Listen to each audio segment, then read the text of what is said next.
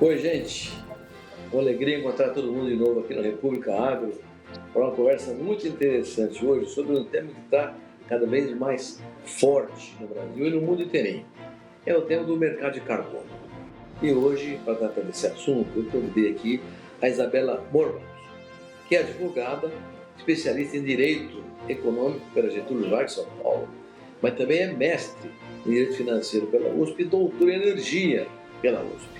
Então, além de ser uma advogada sócia do escritório Costa Rodrigues, advogados associados aqui em São Paulo, a Isabela conhece o tema de carbono, que é um tema que está pegando fogo no mundo inteiro. E a especialidade dela, né, é de uma empresa que trabalha numa empresa chamada CCS do Brasil, que o cara vai falar, que promove a implementação de projetos de captura e armazenamento geológico de carbono na zona. Armazenamento geológico. Isabela, é um prazer tê-la aqui conosco no República. Bem-vinda, minha filha. Tudo bem? Tudo bom? Muito obrigada pelo convite para estar aqui hoje. Tá tudo ótimo, começando o ano. Então vamos lá, vamos começar. Pedi para você fazer uma conceituação. Eu não sei o que quer dizer captura e armazenamento geológico de carbono. O que é isso, Isabela?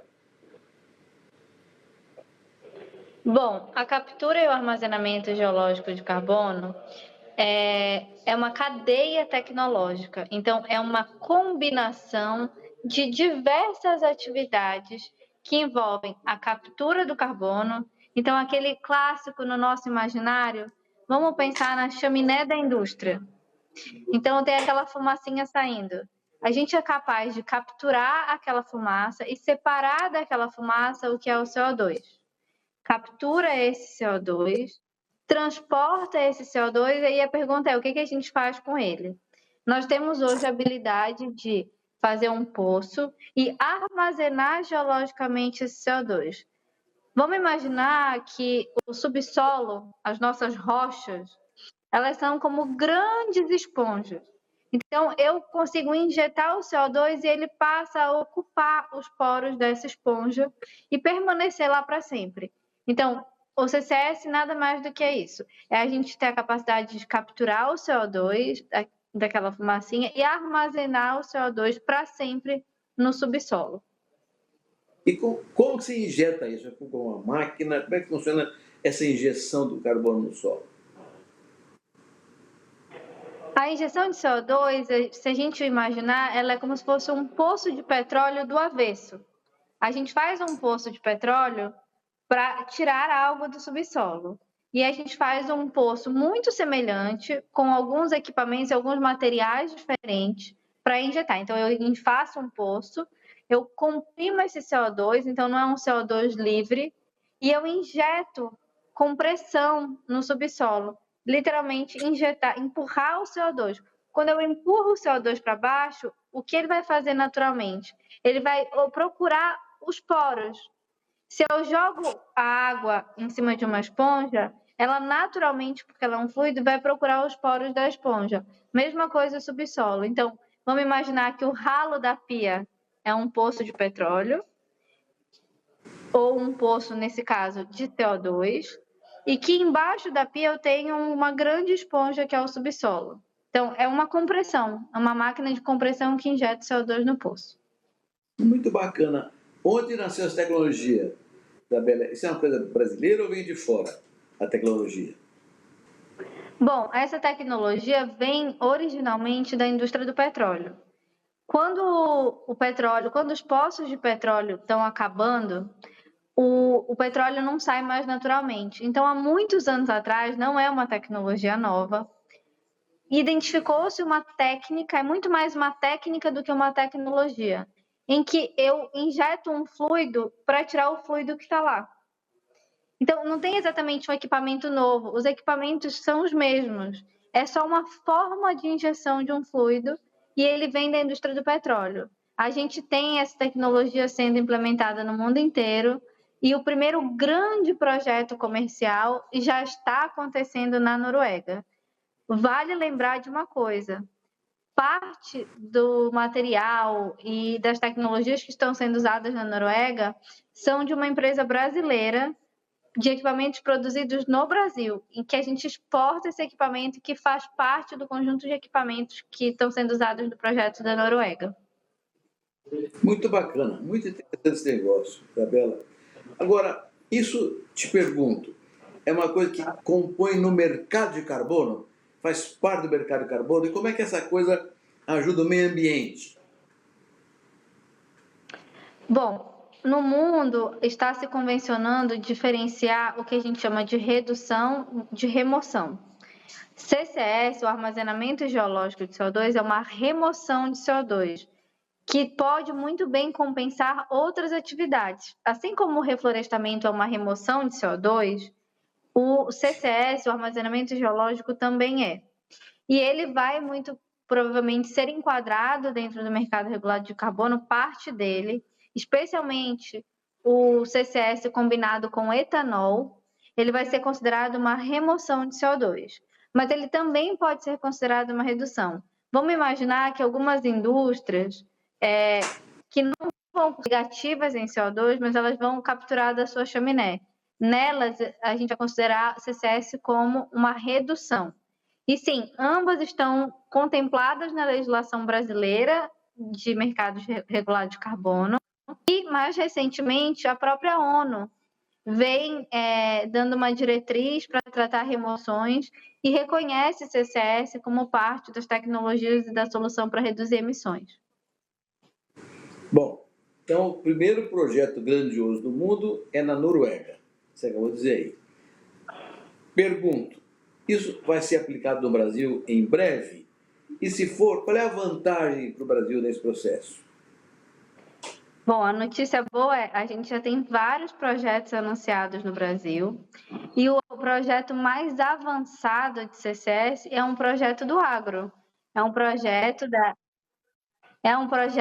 FS Bioenergia, que é uma produtora de etanol de milho do Mato Grosso, que está implementando um processo de captura de CO2 e armazenamento nas suas plantas.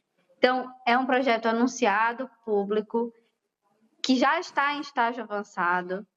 E a gente tem outros projetos no Brasil anunciados. A própria Petrobras tem um grande projeto, que é um hub, entre outras empresas. A gente teve também a inauguração de um projeto que ainda é em escala de projeto piloto, de captura direta do ar. Qual é a grande vantagem do Brasil? A combinação da produção do etanol com a captura e o armazenamento de CO2 tornam, como eu falei, a tecnologia negativa, ou seja, a gente remove CO2 da atmosfera. E a gente sabe que o Brasil é um grande produtor de biocombustíveis, um grande produtor de etanol. Então, é como se a gente tivesse uma vantagem competitiva gigantesca, porque a gente está lá na frente na produção de etanol, que é uma rota tecnológica muito positiva. Então, eu te pergunto, a empresa que consegue armazenar esse carbono no solo, vende isso para alguma empresa que precisa sequestrar carbono? Como é que isso funciona no mercado? No mercado, a expectativa, porque esse é um mercado que está nascendo, a gente sempre precisa lembrar. Então, a expectativa é que, sim, esses projetos se financiem com a venda desse crédito de carbono, e não só no mercado interno. A maior expectativa do mercado é exportar esses créditos para países que precisam muito mais do que nós, porque nós temos uma matriz energética muito avançada, muito limpa, muito renovável. Então, sim, a gente já está vendo discussões sobre a venda. A gente já teve venda de créditos de captura de carbono fora do Brasil, mas como a lei do mercado de carbono acabou de ser aprovada aqui, esse é um processo que está se desenhando, mas a expectativa é que sim, todos esses créditos sejam vendidos no mercado regulado e no mercado voluntário. Tá. Isabela, a captura de carbono, você deu o exemplo da usina de álcool que se captura na chaminé da usina. Isso provavelmente se repetirá também, por exemplo, numa indústria siderúrgica ou numa fábrica de automóveis, em qualquer indústria que emita carbono. Então, isso acontecerá fatalmente na indústria brasileira. E como é que faz, por exemplo, com a captura de carbono emitido em automóveis, por exemplo? Isso pode ser feito também ou só em indústrias fixas? A gente ainda não tem tecnologia para que justifique economicamente a captura nessas fontes que emitem que a gente chama de pouquinho. Então a gente fala sempre assim: precisa que seja uma fonte estacionária com um grande fluxo gasoso. E não porque não é viável, mas porque o custo de capturar ali muito pequenininho não faz sentido. O que a gente tem hoje para capturar o que vem dos carros? A gente tem uma tecnologia que se chama captura direta do ar. Então, o carro emite para o ar e a tecnologia captura do ar. Então, eu não vou lá no escapamento, nem sei se ainda existe escapamento, mas eu não vou lá da saída direta do veículo. Eu capturo do ar, só que eu preciso que isso fique claro. Ainda é uma tecnologia muito cara capturar do ar, porque a concentração de CO2 no ar, quando não é num fluxo de uma chaminé, é de pouquíssimo CO2. Então, eu preciso filtrar o ar muitas vezes para capturar o CO2 numa quantidade que faça sentido. E isso gasta energia, isso gasta insumo. Então, nesse ponto, ainda não é economicamente viável, mas vale dizer que o crédito de carbono de tecnologias de captura direta do ar valem muito mais, eles são mais valorizados. Eu tenho mais mercado que paga mais para esse crédito, mas ainda é uma tecnologia cara. Isabela, desculpa, vamos fazer um pequeno intervalo agora, rapidinho, e volto daqui a pouco. Antes de voltar, eu quero que ele fale sobre o mercado de carbono no Brasil e que pé que está. Tudo bem? É um minutinho, a gente vai e volta num instante.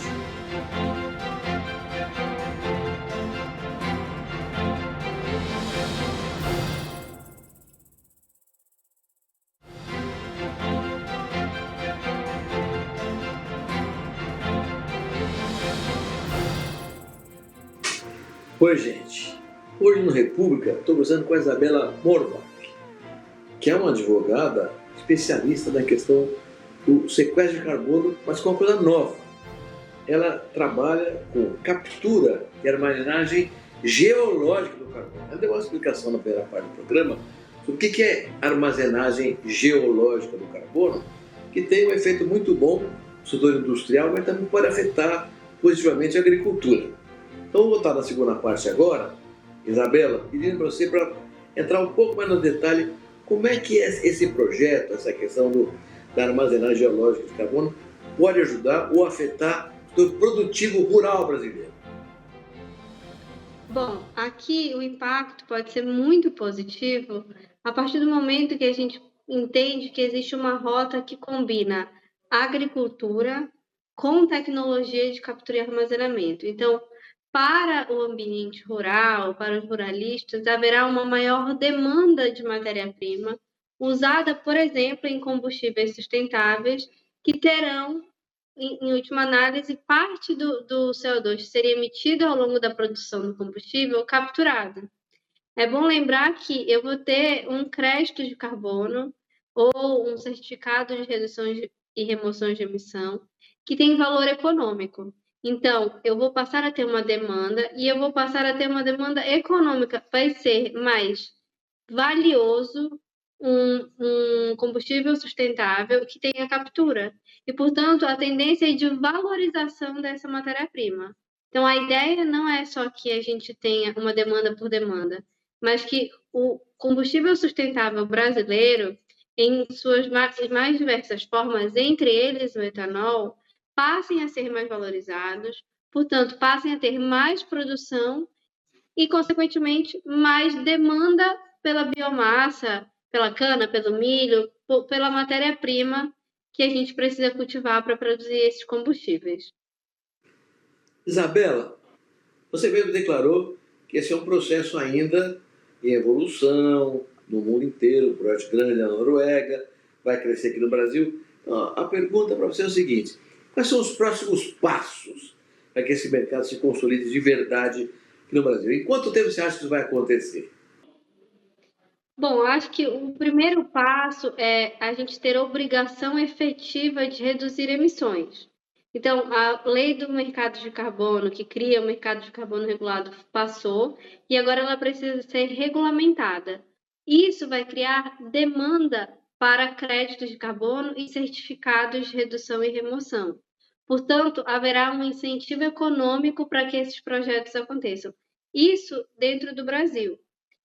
Fora do Brasil, a gente teve na última COP a regulamentação, um avanço da regulamentação do Acordo de Paris, do artigo em que a gente trata de transferências internacionais de crédito de carbono. Isso também é um passo muito importante para o avanço. Então, esse é um primeiro lado, o avanço na obrigação de reduzir emissões, seja dentro do Brasil, seja internacionalmente. Do outro lado, a gente tem que entender que a gente está falando de tecnologia de ponta, e isso ainda custa muito caro. Então, assim como outras políticas têm incentivos importantes, o próprio agronegócio tem incentivos importantes, o hidrogênio e outras rotas tecnológicas, CCS, a captura tecnológica, também precisará inicialmente de incentivos públicos, porque custa muito caro. E é algo que faz bem para o planeta e faz com que o Brasil cumpra suas metas de emissão. Então, é muito importante que entre na agenda do governo incentivos públicos para que esses projetos saiam do papel. E isso encoraje os primeiros projetos, que o público, né, na verdade, o setor privado, tenha confiança de que esses projetos param de pé, porque eu já vou ter outros projetos que passaram esse risco inicial com incentivo público, e aí a gente consiga realmente andar muito rápido com novos projetos.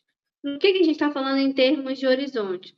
A gente está falando de um projeto de lei que saiu, né? Lei dos combustíveis do futuro, a lei do mercado de carbono, uma regulamentação que vai levar aí entre 1 e 2 anos. Eu tenho fé de que em 3 anos esses projetos comecem a rodar efetivamente no Brasil, com decisões de investimento que vêm muito antes. Os investimentos estão acontecendo agora. É sempre bom lembrar, o principal projeto de CCS e mais avançado no Brasil é um projeto de bioenergia com CCS, que combina o setor agro com pura tecnologia, e ele já está acontecendo. Então, eu estou falando de curto prazo. Isabela, nós estamos aí neste ano 2025 com a expectativa da COP30, realizada em novembro, lá em Belém do Pará. Esse tema pode ser tratado lá ou é muito prematuro ainda? Bom, esse tema já é tratado. Para quem foi, por exemplo, na COP em Dubai, eu estive lá, um dos temas principais tratados nos corredores e nas palestras, nos painéis, era exatamente CCS. Lembrando que essa é uma tecnologia que fora do Brasil, Noruega, Estados Unidos, Reino Unido, já avançou muito. Na Ásia também já avançou. O Brasil está um pouco atrasado no avanço desses projetos, mas CCS, bioenergia com CCS, remoções de carbono como um todo, já são pauta de COP há muitos anos. E nos últimos anos vem ganhando muito fôlego, porque percebeu-se que apenas reflorestar, e aqui eu não estou dizendo que a gente tem que deixar essa solução de lado, não, a gente tem que complementar essa solução, a tecnologia vai precisar complementar, porque só reflorestar, só evitar desmatamento legal não vai ser suficiente. Então, a gente vai ter que unir as tecnologias de captura de CO2, e isso já é pauta no mundo inteiro. Isabela, muito obrigado, uma conversa interessante, inovadora para mim, para nós. Acho que todo mundo está nos ouvindo hoje, está aprendendo bastante com você. Muito obrigado pela sua participação aqui na República Agro. Espero que a gente volte mais vezes a conversar, quando esse projeto vem avançando de verdade no Brasil, com vantagens competitivas para todo o setor produtivo brasileiro, sobretudo rural. É isso aí, gente. Uma conversa muito interessante que eu venho hoje com a Isabela Morbach sobre esse tema revolucionário do sequestro de carbono e o seu armazenamento geológico no solo brasileiro. Uma boa conversa, vamos prestar atenção nisso no futuro. Até a próxima, se Deus quiser.